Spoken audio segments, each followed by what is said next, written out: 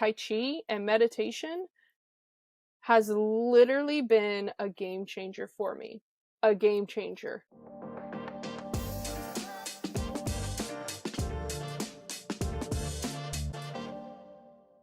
Kirsti, welcome to the podcast. Thank you. I'm excited to be here. Yeah. So, for those that are new to the world of Kirsti Pratt, why don't you offer us just a little insight to your background and kind of what were the, you could say, breadcrumb trails that led you to the world of holistic health and performance?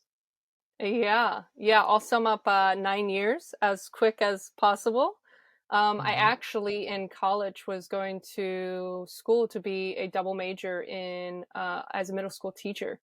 And it was my fourth year, and I was watching American Ninja Warrior on television. And I recall a few years prior that you had to be 21 to enter to do it. And that summer I was turning 21. And so when I looked it up, I was like, oh my gosh, you do have to be 21. I was turning 21, golden. And so I went hunting for a ninja gym. And at that point, the show wasn't super popular. So there was actually only one gym in my area. It was like 45 minutes away. And so when I went there, I just fell in love with the sport. Like, I've always been athletic, but just something about the sport bringing play. And then something dawned on me that you can get paid to help people uh, be physically fit and healthy. And so the owner of that gym was actually a Czech practitioner.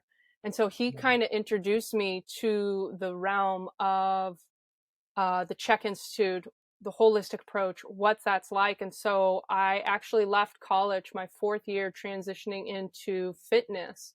And the first about 3 years from 2015 to 2018, I wasn't heavily implementing the Czech principles. I was still heavily caught in the programming of what most people think health is. Mhm. And, the more you work out, you can go ahead and eat the McDonald's and the Jack in the Box and the sodas and stuff like that. And it took me going into a complete burnout in my life. I started to have back pain again, so I couldn't go like 1 degree back without my back shaking. I couldn't go like 1 degree forward without my back shaking. I had horrible GI issues. I had horrible anxiety. I had horrible posture going on. And that's when I was like, oh, maybe Paul Chek has something going on here. And I started to implement the principles. I started to focus on my sleep. I started to understand that fitness wasn't just about how much I can do, even though climbing on obstacles was fun. It's super catabolic, and my body was breaking down. Even at time, I had nerve pain going all the way down my hand. And so from my shoulder to my hand. And so that spiraling out, and it was my relationship, my work, my health, and everything. And then when I took that step back in 2018, I really started to implement the principles that Paul teaches about. And my life radically began to shift. I was more calm in my body. I didn't have as many bodily aches and pains. And then from 2018 to where I am now, it just kept getting deeper and deeper and deeper with implementing it, looking at my organs, looking at my digestion, looking at my posture. What else? Maybe I need to work on my stabilizer muscles, looking at my core. How is this all linked to my mindset? How is this all linked to me living my life's purpose and not living my life for other people? Because when I was a ninja, I heavily wanted people to tell me I was enough, and I wanted their praise. So I was looking for the outside in instead of looking from the inside out. And so that's kind of the sum up of the 9 years in that journey. The pain teacher was loud, but at some point I finally took the call and started to really look at what does health actually mean instead of what I've been programmed to think what health means. So I'm curious, because I went through my journey as an athlete, and growing up, my idea of health was still rooted in fitness and performance and aesthetics. And now, obviously, just having the journey that I went on, which is probably similar to yours in many degrees, there's a huge redefining of what health is. Mm. So, Mm-hmm. how would you define health now versus how you defined health back then? Mm, yeah. The way that I would define health now is coming down to how optimally are my organs functioning? Do I have Mm, regular bowel movements every day that look healthy? Am I calm within my body, or do I have a lot of anxiety going on? Am I having a lot of acne breakout, or do I have clear skin? How is my posture looking? Am I feeling comfortable in my body, or do I have bodily aches and pains?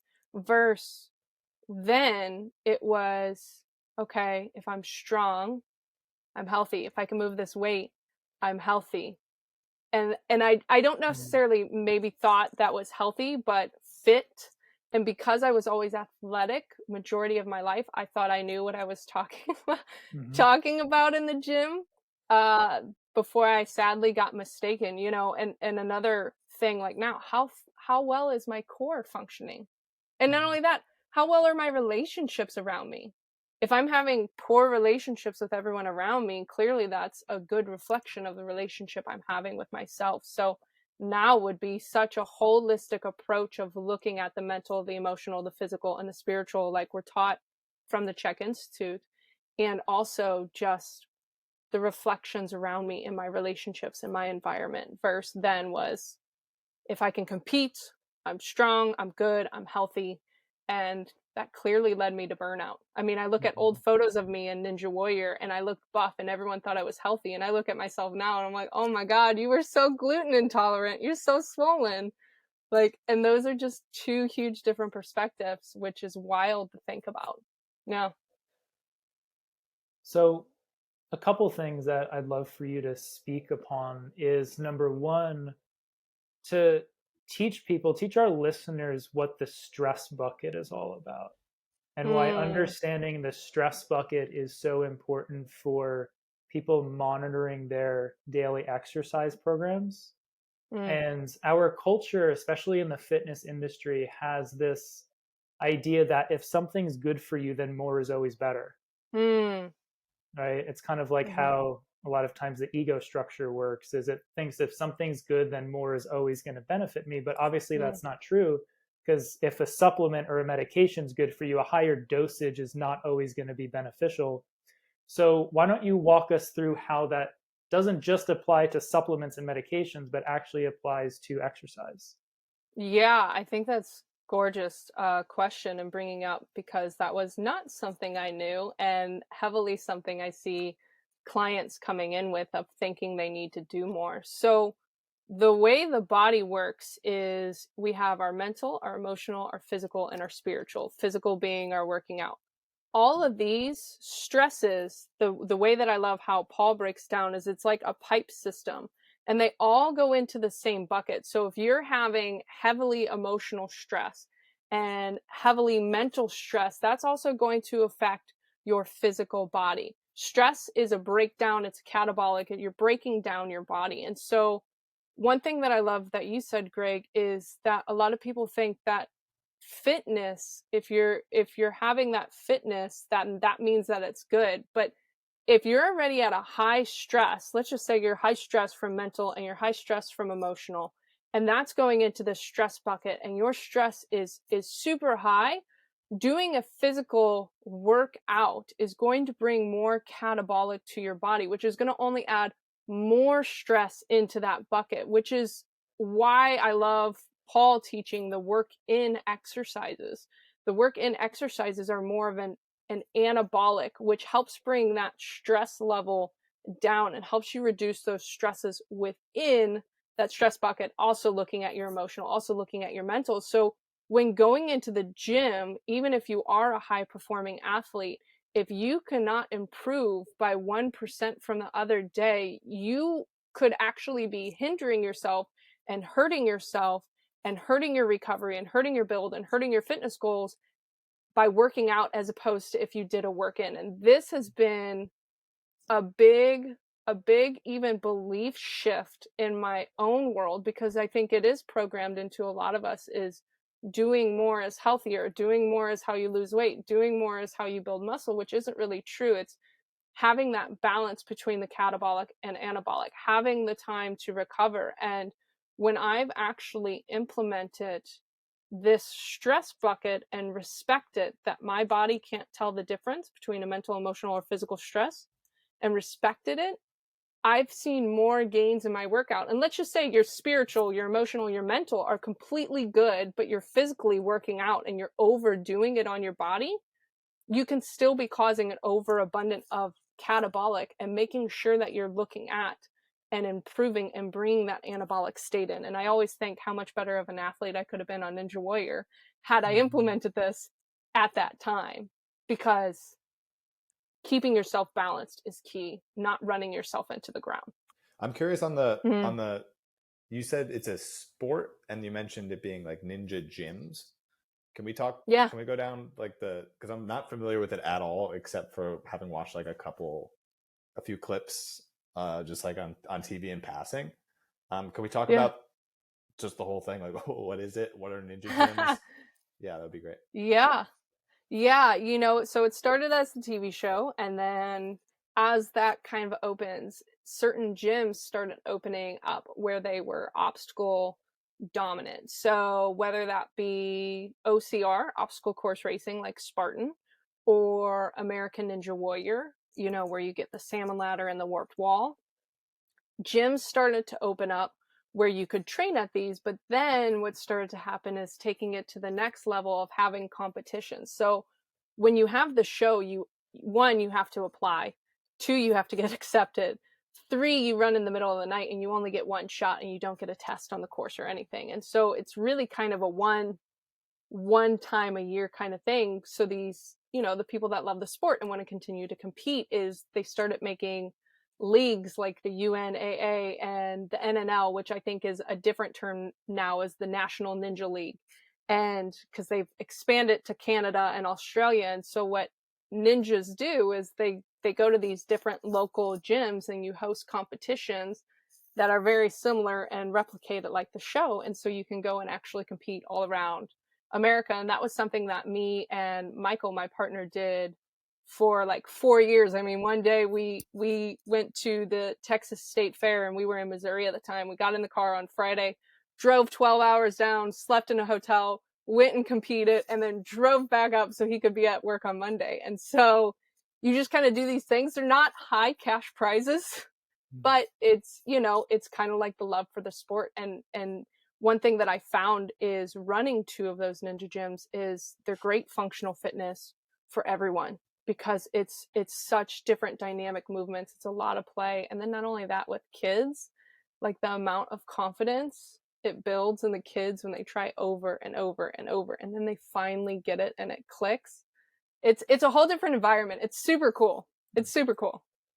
So I'm curious, given the kind of Ninja Warrior fitness world, given what you know now, having studied with the Czech Institute for a couple of years, I'm sure you see a lot of these different fitness trends, whether it's CrossFit, a lot of the functional training, whatever it might be, the Spartan races, things like that. What do you see as, like you shared some of the benefits, what are some of the maybe challenges or things that maybe weren't so great that you look back now and you're like, I think you get what I'm saying. Absolutely. Yeah. And I'm smirking because the first gym I was running, you know, I was just getting into the Czech Institute and wasn't heavily implementing it. But the second gym, I started implementing the Czech principles with obstacle training, is because a lot of people are pulling in there. And so they find themselves in a kyphotic posture. So for anyone listening, a kyphotic posture is where you have your shoulders rounded and it kind of puts you in a forward head posture, and giving you a lot of, you know, there's a lot of shoulder injuries, a lot of neck pain. I also notice within the sport, like, I know this isn't necessarily with the with the actual training itself, but it kind of is the nutrition, is a lot of ninjas are really shredded per se and look very fit, but I would say a lot of them are fit, sick people. So having hey, I climbed on these obstacles, I'm able to do this. I can go eat this McDonald's. I'm good. Or I can go eat this commercial food. I'm good. Another one is super overtraining. Super overtraining. So like, you know, you would have ninjas who come in over and over and over again and really not allowing that 48-hour rest period to allow the muscles to fully recover before going into the training again. And so again, over catabolic. And so what I saw was a lot of burnt out athletes with not properly functioning cores, you know, not properly stretching or mobilization programs, that were coming in with a lot of bodily aches and pains. But because we've kind of normalized that in the sport and have normalized that within society as getting older, people just kind of shrug it off. And so that's kind of like the long-term goal of, again, opening a facility to really meet those check principles with obstacle training, because when you do mix those two, you're just that much better of an athlete and you feel that much better in your body, and you're still able to have a ton of fun and play. Yeah. I think that's so important. I remember listening to Ben Greenfield years ago, who was big into the Spartan race world. And he would talk about like some of these Spartan athletes, like you look at them like aesthetically and they look like Greek gods or goddesses, but then like you take their blood work and their like inflammatory markers are like through the roof, their adrenals are burnt out, their gut is leaking, they're intolerant to every food that they're eating. And it's like this person is literally dying on the inside. Yes. So it sounds like you kind of saw the same thing in the Ninja Warrior world as well. Oh, very much. Oh, very much so. Yeah. And just, you go, Justin. I was going to ask, like, so have you heard of the licensing effect? Mm-mm. So it's like this idea that when you do something you're proud of, you end up, you give yourself license to do something that's technically bad. So I'm wondering if like you saw a lot of that. So like the idea is like, oh, I ran 5 miles and I feel good about myself for that, so I'll have chocolate or whatever it is. And so when you, anyway, it's like a psychology thing. But like when you take pride in the thing you're doing that's like big, you give yourself license to do this other like addictive behavior. So I'm wondering if that's like part of what you saw. Oh, absolutely. And I was even a part of that. I was even a part of that behavior for a while, you know. It took that shift. So like in what year was it? 2016 is when I was going against Jesse Graff at the time, and I was the underdog and we were racing side by side. I ended up winning that race, which was like put me at the top of the female, because she was the top female at the time. I just beat her. How did me and my team go celebrate? We all went to Krispy Kreme and got a box of donuts to say, yeah, we accomplished this. And ended up just shoving our face with gluten and sugar and processed sugars, and you know, all that's doing to our bones, our joints, our ligaments, you know, our guts, all of that. So absolutely, that's a very popular thing, which is also why trying to teach a holistic approach to it, where you don't have to be in pain. And there are fun ways that you can still reward yourself, but it doesn't have to be something that's going to wreak havoc on your body. Yeah. Justin, I had never heard that. It's a good one, right? Yeah.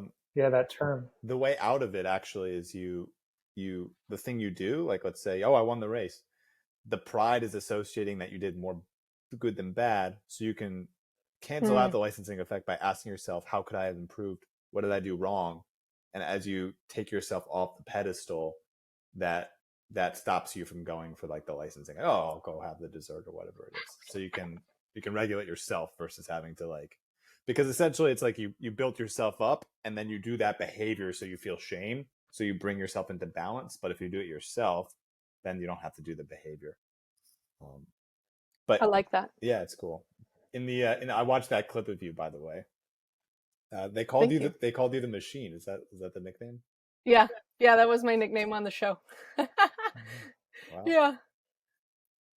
That's cool. But and you know, at that time, that's the thing, is at that time, even in that race, I was still on a lot of commercial foods, gluten, you know, and so that's interesting just to think about the peaks that I was able to get to by still not having the most optimal diet. And again, how much better of an athlete or centered of an athlete could I have been by implementing these principles of Yeah. holistic lifestyle? So with that, you know, a lot of the journey of the athlete is, like you talked about, the stress bucket and the yin and the yang. Yin being the parasympathetic, yang being the sympathetic. Yin also being the feminine and yang being the masculine. A lot of the journey of the athlete, especially the healing journey, is rebalancing those masculine and feminine energies. And obviously, like the Spartan world, the ninja warrior world, that's all like heavily masculine. Mm-hmm. So why don't you speak towards what that journey was like for you in terms of rebalancing those two energies inside of you? Yeah, one, it was a challenging one. It was a challenging one because I wanted to keep going. I wanted to keep doing, and it was really needing to step back and implement more stretching, more mobilization, more exercises that worked on my stabilizer muscles, working on my core, focusing on my nutrition, focusing on my sleep. So how that journey began is I started with the nutrition. I figured that was going to be the easiest thing. I wasn't still climbing on obstacles. I was still doing workouts, which was still catabolic, but I was focusing on my nutrition and my sleep. And as I started to really dial those in and they become second nature where I didn't necessarily have to think about it, that's when I would add in another thing, more stretching. So for the longest time, when I was in St. Louis, there wasn't another Czech practitioner to do an assessment on me. And if you're not assessing, you're guessing, but we can have an idea. I knew I had forward head posture. I knew I was kyphotic. So I knew there were certain things that I could do, but really what up leveled on top of the food, on top of the sleep, on top of my water was when I finally was able to get a physical assessment done to know which specific muscles I needed to stretch, which specific muscles I needed to mobilize. And then adding in Tai Chi and meditation has literally been a game changer for me. A game changer. Like, it's mind boggling because it's challenged I don't have to do more. Just sit here and breathe. Focus that this is actually going to help me get closer to my goal and recovery and becoming a better athlete and having optimal health in my body than me going and working out at a ninja gym.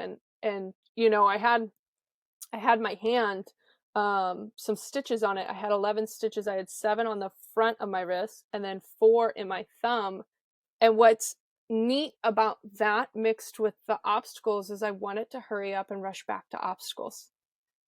After I kind of healed a lot of myself, this incident happened, and then I still wanted to rush back to obstacles. And as soon as I went back to obstacles, it shot right up into my atlas. Like, I could feel it right in the back of my neck, my atlas, my shoulder, my God, I'm trying to think of the muscle. Cerebrospinatus? Am I saying that correctly? Supraspinatus? Thank you. Supraspinatus. Yes, was majorly jacked, and then my shoulders. And so what it did again is it forced me back in to the yin principles as an athlete. Don't hurry up and rush back. And so ever since doing that again, it kind of brought me back to square one. Do the stretching, do the mobilizing, do work in practices, making sure that I'm taking time for myself to build that yin, because if I ever want to actually be full force in the gym, I have to focus on this. And that was one of and has been one of the biggest challenges as an athlete, because I was taught if I need to be the best athlete, I need to do more. And it's not about doing more, it's about being balanced. So yeah. What is Tai Chi? Tai Chi, I don't have the full definition. Greg might have a better one of it, but it's a form of moving energy throughout your body. Of the slower you go, the more the chi, life force energy, can move through your body and bring an anabolic state up. So the faster you go, you're starting to get yourself in a workout. And it's a old ancient practice that Greg is probably going to be way better at Is it this, qigong? Is it that just a has different brought version of in qigong? similar thing to qigong. I mean, just from my experience, like dumbed down definition, it's just more active meditation, right? So instead of like just like sitting and meditating, it's using body and movement and breath to go into meditation, but it's more obviously body oriented. I love, obviously you shared, Paul's term working in, which is using breathing and movement to enter more of a parasympathetic state, as opposed to working out, which is breathing and moving and entering more of that like fight or flight catabolic state. So it's kind of like, for people, like a very simple kind of like definition or description. One thing I would love for you to touch upon is, I really connect with a lot of your journey, because I went through a very similar process coming out of the world of athletics and kind of into the world of holistic health and everything that kind of gets restructured. And one thing I found is, I took almost 7 years off from training, from lifting weights. And then finally, a couple of years back, went back into the gym. And one thing that I found was I could do the same workouts, but I'm going into the gym with a very different intention. Like my intention in the past, when I would go into the gym, I would say it was kind of like 99% of the fitness industry, which is being very much like approval driven. Like I'm working out with the intention of getting a specific body so I can get the approval that I've always wanted and haven't offered myself. And now my intention going into the gym is more supporting my lifestyle, supporting my health, supporting my sense of purpose, and having like the health, the energy, and vitality to live that sense of purpose. So it's kind of going from like approval to purpose. I'm curious, and that makes the world a difference. You could do the same workouts, but with a different intention, it's a very different experience. I would love for you to speak towards maybe your experience of that, or what version really, how that showed up for you. Yeah, it's very interesting because mine is very similar to yours. When originally going into the gym, it was to have a specific body type, and it was to have a specific level of athletic ability. And when I have that athletic ability, I deemed in my head that then I would get approval from others, and then I would be enough. Versus now it's very much to make sure that I have the energy to go where I'm wanting to go, to make sure that I'm balanced inside myself. I notice if I don't get a good workout in within like 4 days, I can hormonally feel a difference in myself. I can feel a mood shift. And for me, I want to be, the best person and the best version I can be for me, because I know what it's been like when I was kind of a shittier version of myself. It was not a fun life. And so for me, just being the best that I can be and enjoying showing up to my work and enjoy showing up to my relationships and enjoy showing up in all areas of my life. And the way that I do that is making sure that I have that time and space for myself in the gym. I also feel a difference in my body. I don't like having aches and pains in my body.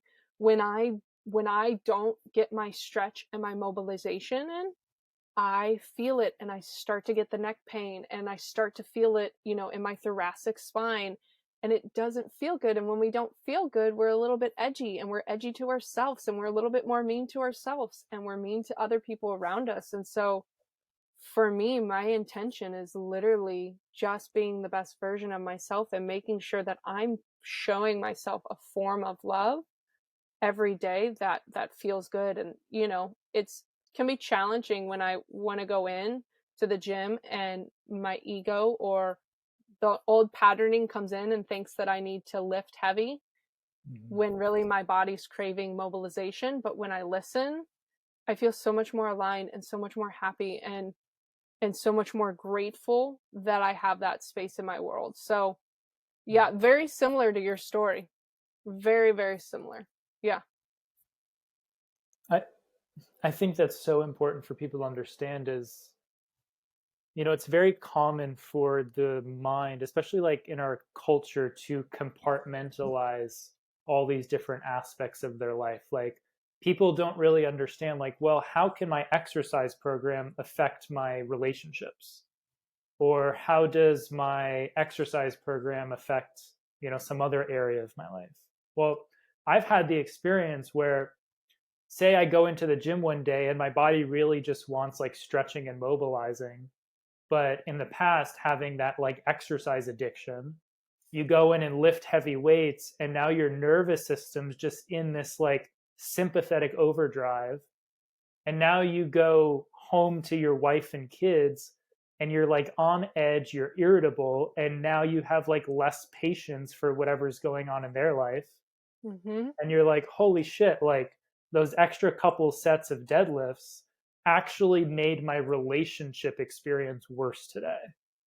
Yeah. So you realize that you can't really compartmentalize, any area of your life, because the truth is everything affects everything. Mm-hmm. So Yeah. Can I add something onto that yeah, too? please do. It's interesting too, is because when I do push it too much, I actually find a sense of I lose motivation in other areas of my life. Mhm. So because I'm so burnt out, because I want it to go that extra mile in the gym, things that would have normally lit me up, I don't want to do.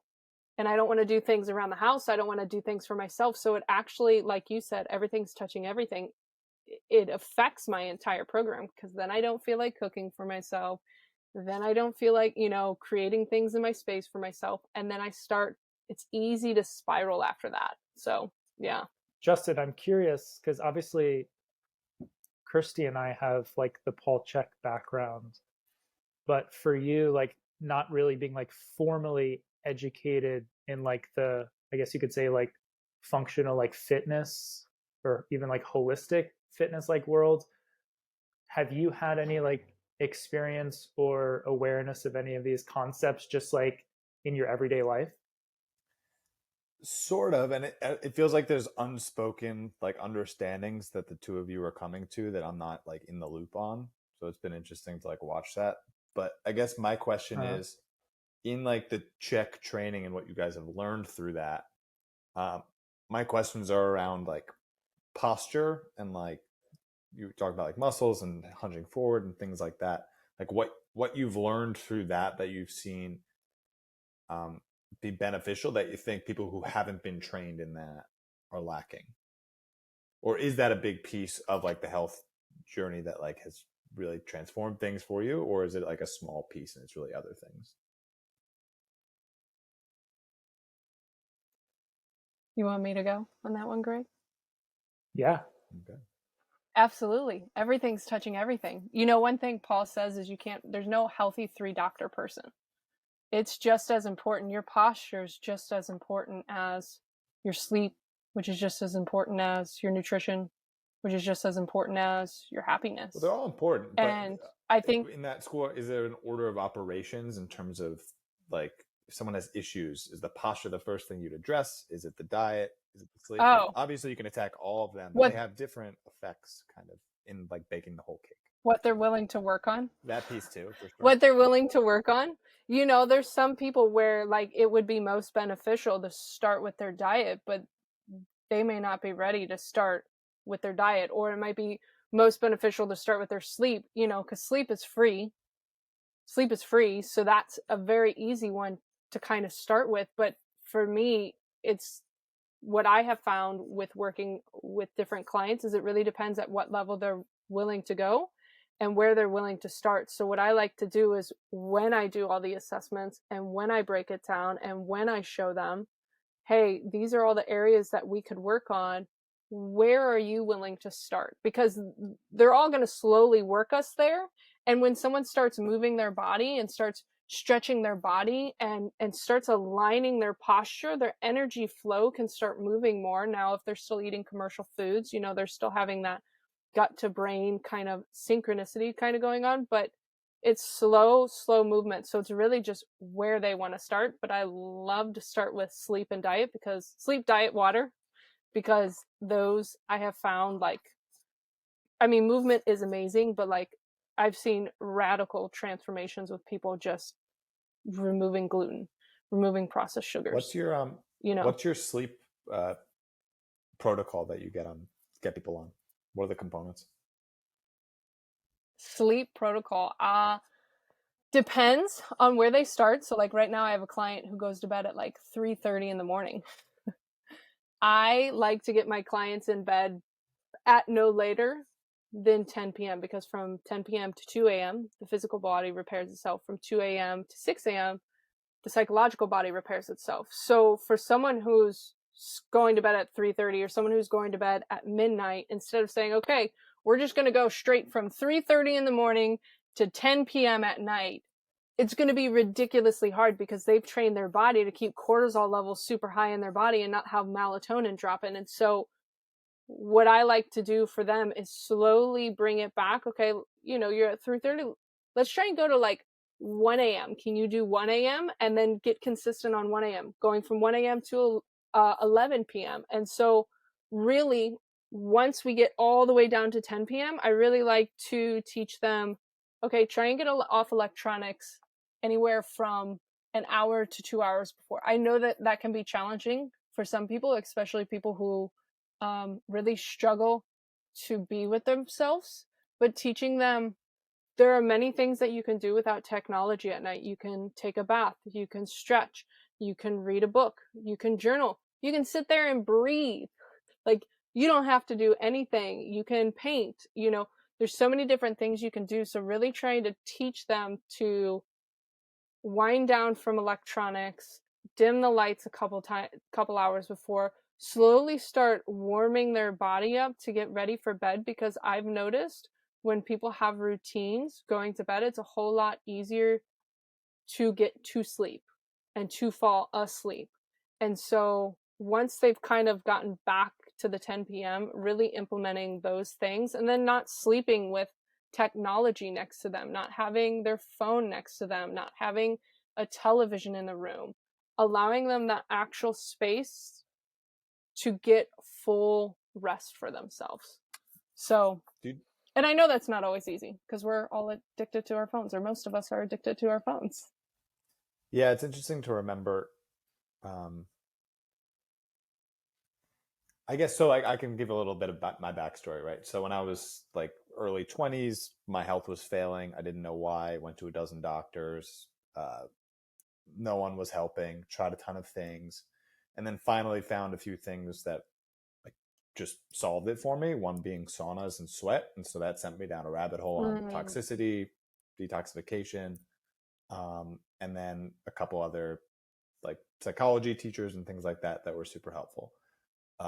So remembering when I didn't solve it, when I had those issues, and going through like the 300 things you could potentially do to make an impact on your health, that's why I kind of got obsessed with like the order of operations thing, where it's like I can go get acupuncture as many times as I want. Maybe it's good for me, but if my body's riddled with heavy metals and POPs or toxins that I haven't sweat out or gotten out of my body, it doesn't help much. And so like the order of those things and the right diagnosis, but remembering kind of like the 10 or 12 things I tried for my sleep when I thought maybe that would help the problem, was interesting.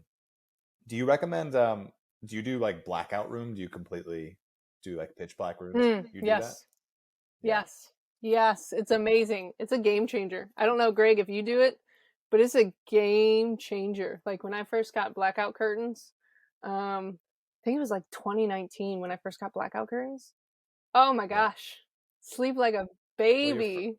It's I don't know about amazing. you, but like my first time doing it, I don't think I realized it. I was in like a basement, like an Airbnb, and so there were no windows, and so it was just naturally pitch black.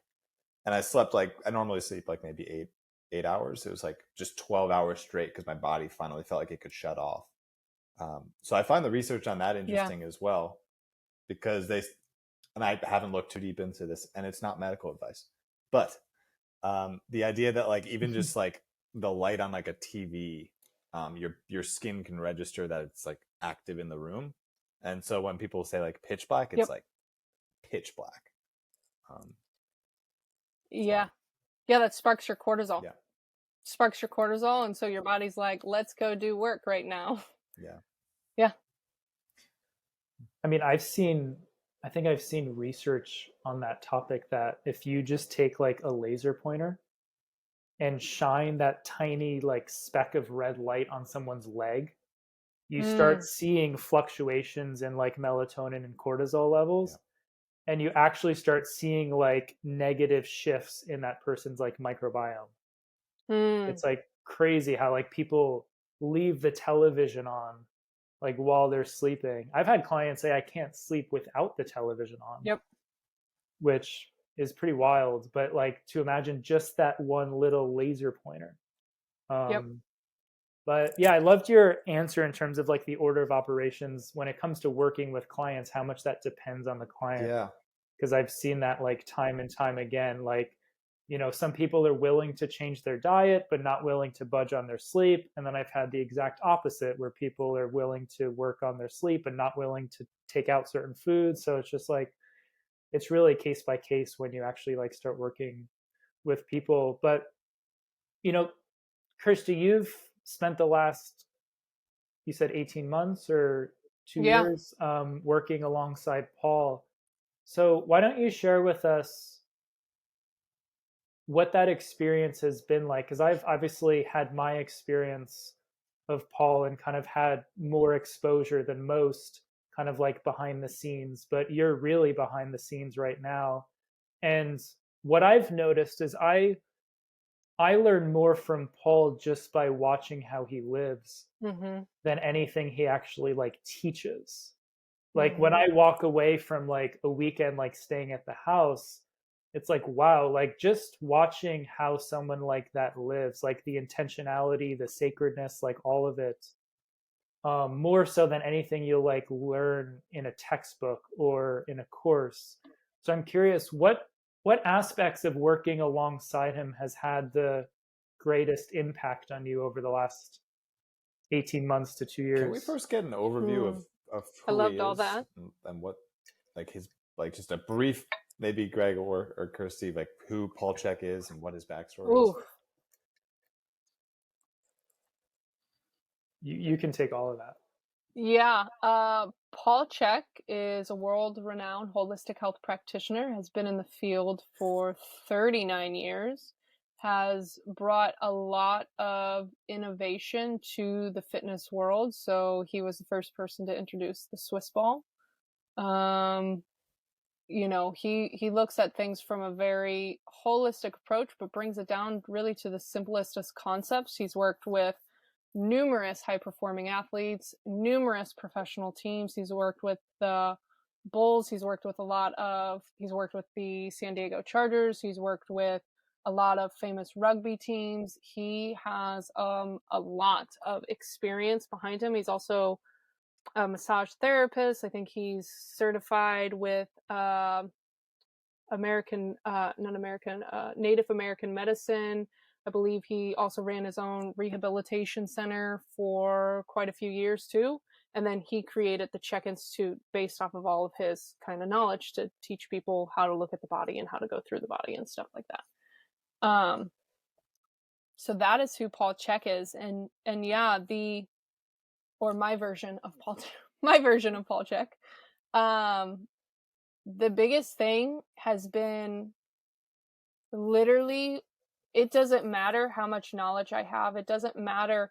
Me being closer to Paul isn't going to necessarily make me a better person, isn't going to make me a healthier person, isn't going to really change my life at all unless I choose to actually implement the things that he's teaching about and what he's talking about. Paul and everyone in the house is great at being the silent teacher, making sure he has time for meditation every day, making sure he has time for himself every day, for gym time, for sauna time, for cold plunge. I hear him talk about a lot that he's busy, but I've never heard him make an excuse to not go to the gym because he's busy. And so the biggest thing being bipolar that I've learned is how to take self-responsibility for myself, and that no one else is going to make me healthier. No one else is going to make me happy, that it's my job and it's my duty. And the only way that I can do that is literally by showing up for myself and saying, okay, what is my dream and my goal? Okay, what's going to get me there? Okay, I've outlined it. Now do it. Do it. And that's what I think is the biggest difference. Doing it. Doing the Tai Chi, doing the working out, going in the sauna, doing the cold shower or cold plunge, because I hate cold plunges. I hate cold plunges, but I really work on having cold showers and just, knowing that it's, what am I doing it for? I'm doing it for my health because I know it's helping me overall, even though I don't necessarily like it. So self-responsibility all the way. Mm-hmm. So you and Michael are living a very interesting lifestyle with, I think it was the mobile home and RV, yeah. RV. Yeah, why don't you speak towards, because I love to Are you in an RV? hear what that experience has been like. Yeah, I'm in an cool. RV right now. Where in the country are you? San Diego. We're in San Diego right now. Yeah. What's that been like? A love-hate relationship, man. A love-hate relationship. It's had such a beautiful, so the idea is we were going to get an RV life. We were going to travel around. We were experience all these different places and figure out where we wanted to plant roots. Well, 10 days in, we go to a Paul Chek workshop and I'm feeling this pull to stay in San Diego. So we traveled for 10 days and have been in San Diego ever since. But it's been just that pull. So, we're in San Diego. We live on a half an acre with beautiful mountain views and a lot of privacy that really helps us live our lifestyle of slowing down, being more in tune with nature, not feeling we have to go. But at the same time, you're also in 200 square foot. And yes, San Diego has beautiful weather, but it is not beautiful weather all the time. And where we're at is we're by desert. And so when it rains and it's mushy and it's muddy. And so we're in a 200 square foot place together. And when we first started, we had 2 dogs. So we had 2 dogs that were 50 pounds, about 50 pounds each, 2 dogs, 2 humans, going from a 1,700 square foot house. We both had our own rooms, both had our own bathrooms, both had our own space, to going to 200 square feet. And you get really clear with how you spend your time and what you do, because you can either, like for a while when we were in here and we kind of went through, losing both of our dogs and all this grief started to come up, I wanted to distract myself and I just wanted to watch TV and like numb out. And it was very clear how quickly you can do that in here. You can take the time to study, to meditate, to do all the things you want to do, or you can take the time and you can waste it on TikTok or Netflix or, a subscriber event. And so it's really pushed us to the limits, especially when, Justin, I don't know if you have a partner, but when you're with someone, even if it's just a friend and you're in such a small space, your energy becomes their energy and their energy becomes your energy. So my flaws became Michael's flaws and Michael's flaws became my flaws. So we had double the flaws in little amount of space. But what's been beautiful is the learning lessons from Paul of taking self-responsibility. It allowed us to reflect and be like, oh yeah, I do that. I am really bad about just putting my dishes in the sink and not cleaning them and not rinsing them. Or I'm really good about just like my thing is I will pull things out and I just set them around and I won't put them back. In a small space, you need to put it back. And so it's been beautiful, but it's also pushed us to our extreme edge. But I don't think I would have learned those lessons in a house. And how to live different. Like cooking in here. Cooking in here is so hard. Like I miss a beautiful kitchen. I miss a beautiful kitchen to be able to actually cook a meal. I miss having space to foam roll and stretch and work out. Like we had a gym at our old house. Well, here, we had to go get a gym. And so there's just different luxuries, but you do get the luxury of slowing down. You do get the luxury of not feeling like you're in the rat race. You do get the luxury of being on a half an acre in San Diego.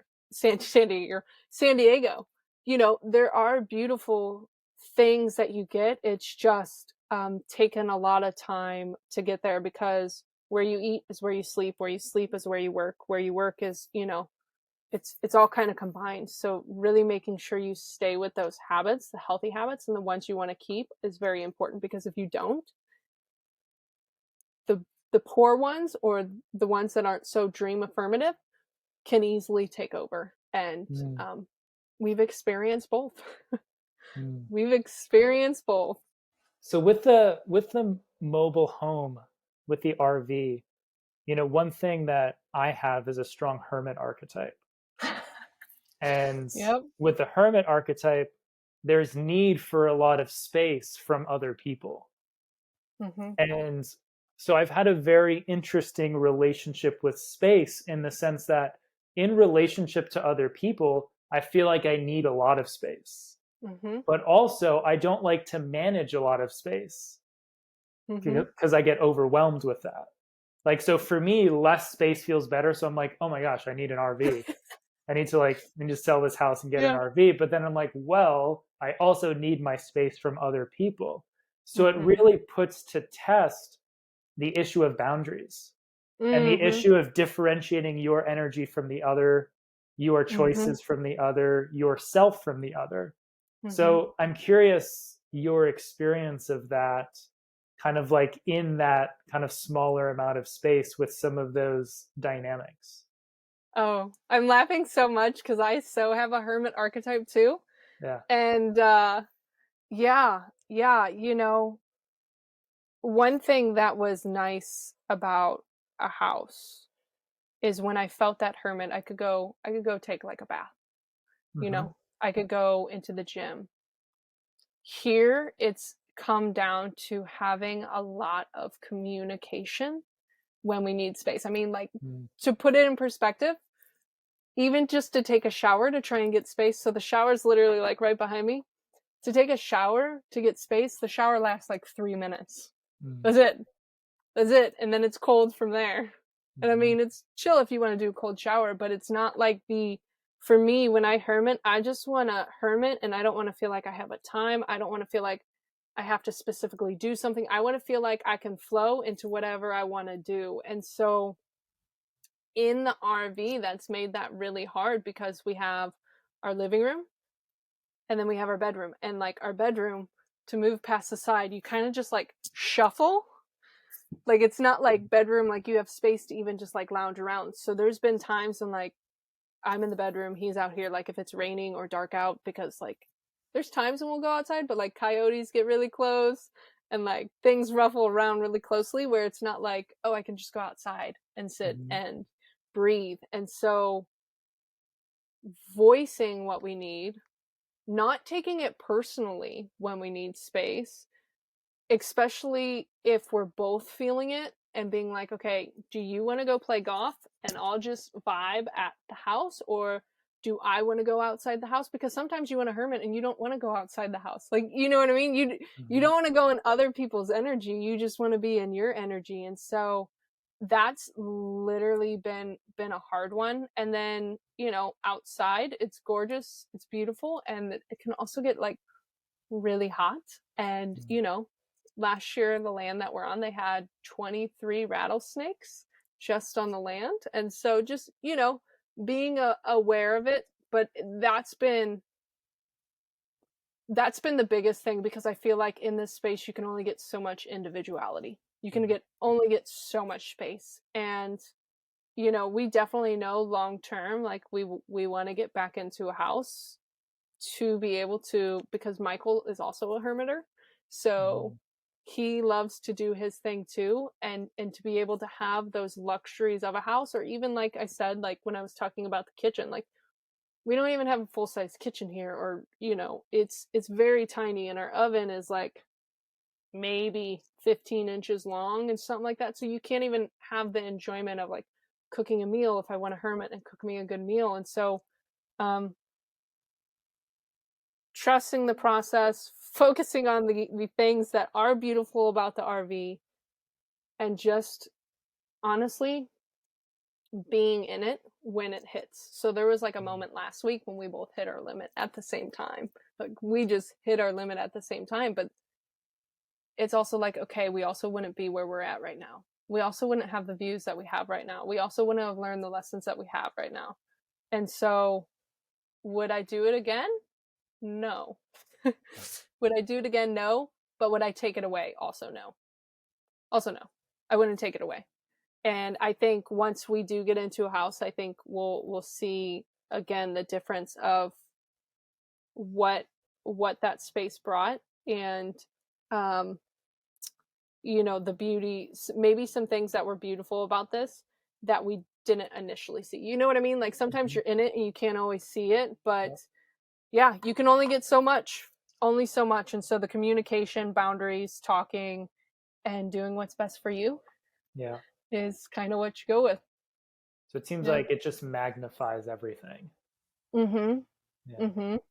Yeah, totally. So why don't you speak towards this community that you guys are building, this online community that you guys are getting ready to launch? I'd love for you to share with our listeners what that's all about. Yeah, thank you. Thank you so much for letting me talk about it. So we really wanted to create an online community because, don't get me wrong, one-on-one is great. It's amazing. It's awesome. And having a whole community of people who are in a like-mindedness or a supportive energy and who are looking to improve their lives, whether that be through health, whether that be through mindset, whether that be through relationships, whether that be through stepping deeper into leadership skills, it all comes down to you taking self-responsibility. And so this container that we started, we wanted to do the group atmosphere. So it was a supportive container and creating a tribe. So not only could people feel like they could reach out to us, but they feel like they also have other people who are in their corner. And, you know, Greg, you know how important Dream Team is. Justin, I mean, I don't overly, know how much, you dive into Dream Team, but I'm sure where you're at with what you've gone through talking about your health, you know how important it is to have people around you who are supportive. And so we started creating it for that. And not only that, learning from people's stories, understanding that you're not the only human that goes through it. I think a lot of the times when we're going through it, whether it's poor health, poor relationships, poor mindset, not feeling like we can achieve our dreams, I think a lot of the times we take it on and we think we're the only one with this issue when we're not. Even when you continually find success in your world, you still get challenges and you still get obstacles. And so really creating a space where we offer bi-weekly coaching calls in there. We offer bonus content in there. We offer weekly podcast episodes, extended versions in there. We offer once a month men's group. Michael's running once a month women's group that I'm running. And so it really just allows you to be a part of a private community about people who are wanting to step deeper into their power and make the best life for themselves. And it's not us saying, hey, you need to do this, but it's these are what have worked for us. This is what we know, and sharing the tools that we have used and what have worked. By all means, are we perfect? No, but have we had a lot of joy and success from where we used to be? Absolutely. And so being able to share that in that container and then making it accessible for anyone, the whole world's kind of gone online. And so there's a lot of people like, Greg, like you're not here. Justin, you're not here. We wouldn't be having this conversation if it wasn't for being able to gather online. And so being able to try to bring that community aspect, even if we're all not necessarily in the same physical place. And so we offer 3 different tiers that get you all different membership base, starting as low as $27 a month and as high as $99 a month. So we try and make it super affordable so anyone can get access to these tools if they're looking to improve their life. Beautiful. I love it. So where can people learn more if they're interested in joining the community? Absolutely. So If you want to go directly to our website, they can go to nextgenerationsfitness.com. That's generations with an S. They can reach out to me on Instagram, which is Kirsti.Pratt, KIRSTI.PRATT, or they can even email me at Kirsti@KirstiPratt.com. I try and keep it super simple, but and that's KIRSTI@KIRSTIPRATT.com. So super, not always by my email, but if you send it there, I will make sure I respond for sure. And I greatly appreciate it. Even if it's just to say hi, even if it's just because you might be interested, even if it's something about this podcast and it has nothing to do with our program whatsoever, feel free to reach out and just, connect. Beautiful. Well, we'll have all of those links in the show notes. Kirsti, thank you so much for coming on and sharing with us today. Thank you. I greatly appreciate it.